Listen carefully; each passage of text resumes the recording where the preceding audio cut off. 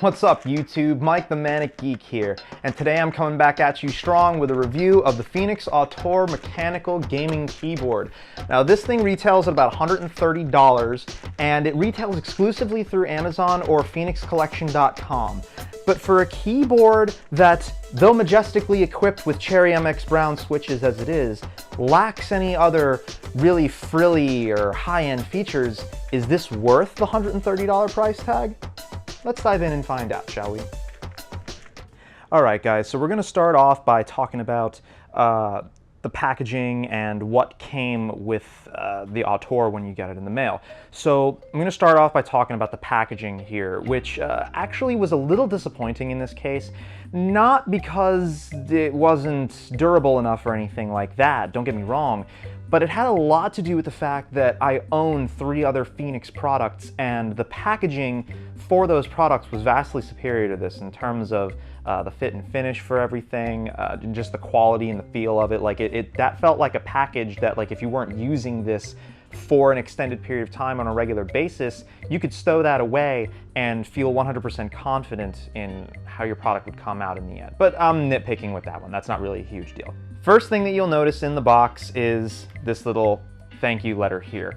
This is a little message from Feenix just letting you know that you can use this product straight out of the box with no drivers required, and if you need any issues resolved, then contact them at their support@feenixcollection.com email address, where I am happy to report that even since first receiving their product several years ago, their customer service team still does a fantastic job of getting back to you straight away. So moving on to the braided cable that this comes with.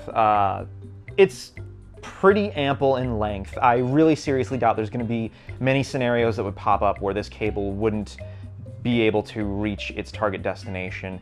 It's got a really thick, heavy braid on the cable. Some may love that, some may hate it. I personally don't mind it. It is a little difficult to tame the cable though, because the cable braid is so tight, but that's not really a deal breaker for me. And then of course the obligatory gold plating on the tips, because fancy. Moving on, we also have a PS2 to USB adapter. This is for those of you that want that true N-key rollover experience with your keyboard and you still want to rock that PS2 port. I really like the inclusion of this. You don't really see a whole lot of keyboards including that anymore, so that was a nice touch. And last but not least is the keycap puller that should have come with this product. For a keyboard that retails for about $130, I would have expected the inclusion of something like a keycap puller for easier maintenance for the keyboard, but as it stands, you don't get one. Maybe that's from the perspective of them not really feeling that you should need to customize this, and in a sense I agree with them, but still, keycap puller for maintenance included, please. But it is by no way a deal breaker, because this keyboard. Alright, so this is a really hefty, thick body. It actually has an extremely tall bezel, so if you have smaller hands, I might want to watch typing with this one, maybe get yourself a wrist rest.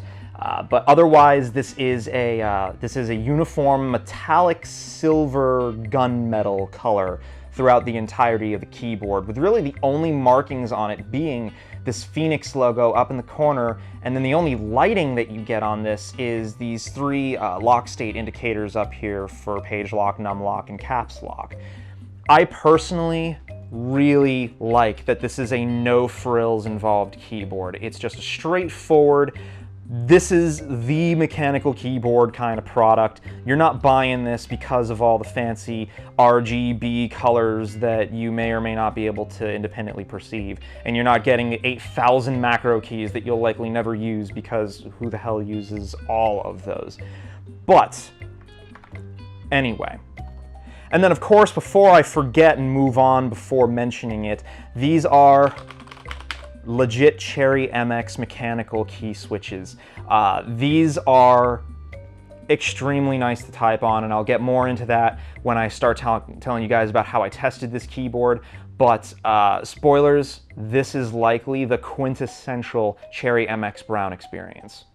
Now it's kind of hard to see through the keycaps unless you're like actually sitting in front of this. Oh, maybe you can see that a little bit in the camera. But down in the grooves here, there's a metal mid plate that goes through that has this gold, it's almost copper. It's like somewhere between copper and gold color on the mid plate, and it's. To that end, it's almost kind of a shame that this didn't have at least white LEDs back there so you could really get a clean look at what that mid plate looks like back there. It's actually a really nice designed cue, because not only is it functional in that it adds a ton of rigidity to what is already a keyboard that if it doesn't function you could probably kill someone with, but it also looks tastefully good. Like, brutish, but elegant, but what the French call a certain I don't know what, but I'm really digging the look of this keyboard. So now that we've gone and talked to you about what all came with it, let's get into what it was like to use it.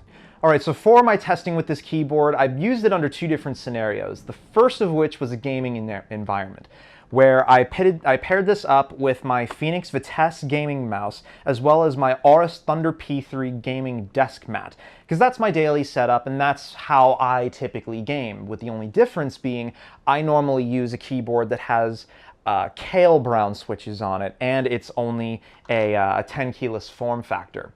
So the differences there were pretty stark for me at first because I've been playing on a small form factor keyboard for some time now, so I had to get used to the slight distance that exists extra because of the presence of the numpad, and as a result there was a little disconnect with me at first trying to figure that out, but eventually I got used to it. It wasn't a huge deal at all. The combination of the Vitesse for my gaming mouse and the Autore as my keyboard was legitimately the single best gaming experience I think I've ever had with a combination of dedicated gaming mouse and mechanical keyboard peripherals. The Cherry MX switches on this are so buttery smooth compared to my Kale Browns, which all honestly even feel heavier than the Cherry MX Brown switches do, which is really important for me because my hands fatigue very easily after long gaming sessions. And with this keyboard, I could easily game probably all day long and my hands would not fatigue or get the slightest bit stressed out or strained at all. This for gaming is absolutely fantastic, and I like that because it also feels extremely solid to use. All of the switches felt even across the keyboard. Actuation was precise and right when I wanted it to occur, and there was nothing to distract me. There weren't any bizarre LED effects going on. There weren't any extra macro keys set up along the side for me to accidentally hit in place of the key I wanted to hit. I just had a raw, bare bones, phenomenally built mechanical keyboard for my gaming experience.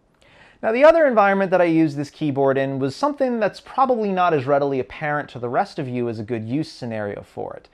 But for my 9-to-5 job, I actually do a lot of data processing and emailing back and forth and order entries.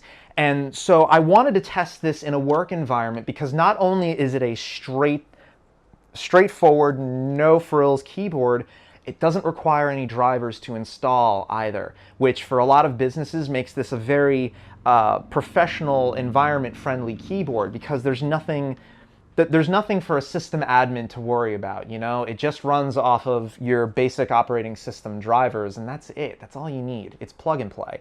It's also visually very muted, which I liked a lot using in a professional environment. And I actually wound up pairing this with my Feenix Nisita mouse, which I've had since the product first launched, and then my Demora mouse mat. In a professional setting, those two paired together extremely nicely because the Nisita has a very relaxed palm-style hand grip associated with it. So when I'm clicking back and forth between 2+ displays worth of information in front of me, my hand's never getting fatigued on the right-hand side of things. And then when I start typing, these keys are so buttery smooth and responsive that I very seldom have to go back and retype what I thought I already typed because I'm trying to go easy on my fingers and not wear them out.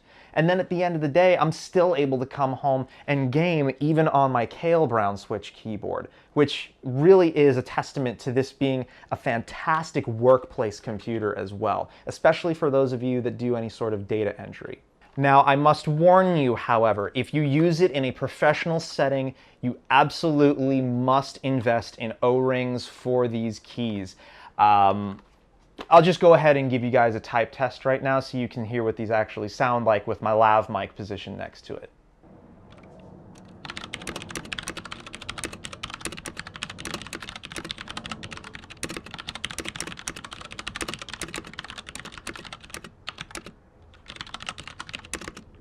So yes, while brown switches themselves don't exactly make a lot of noise, if you're an individual like myself who tends to bottom out the keys more often than not, then you wind up having a much louder clicking sound than you realize you have. And my coworkers could hear it.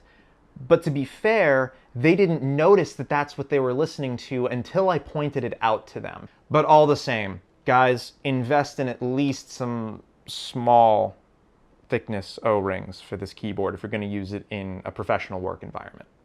Now, another thing you'll want to consider if you're using this in a professional workspace, if your pen happens to start bleeding ink all over everything like mine happened to do one day, I'm actually very happy to report that this keyboard's finish for the keys is extremely durable. And I found that with just a bit of rubbing alcohol, I was able to get the ink right off the keycaps without damaging the finish at all. I wouldn't do this on a regular basis because eventually it is going to start to wreck the finish on these keycaps, but I can comfortably say that if it happens 1 or 2 times, you're still great with this keyboard, and it's still going to be looking exactly like it did when you pulled it out of the box. So what's my final verdict on this keyboard? Really, the crux of the matter here is the $130 price tag. Does this carry $130 worth of features for you? Well, with this keyboard, if you were looking for features, I kind of feel like you were looking for the wrong keyboard.